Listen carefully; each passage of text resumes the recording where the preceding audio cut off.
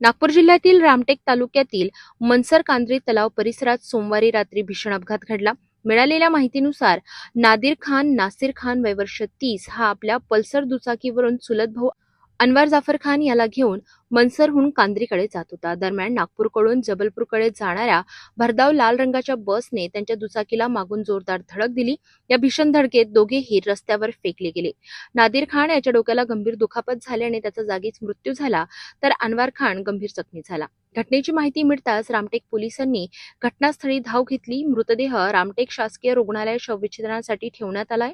जखमी अनवर खान याच्यावर नागपूर येथील मेयो रुग्णालयात उपचार सुरू आहेत। दरम्यान अपघातानंतर बस चालक घटनास्थळावरून पसार झाला असून निष्काळजी व भरधाव वाहन चालवण्यामुळे हा अपघात झाल्याचा प्राथमिक अंदाज व्यक्त केला जातोय।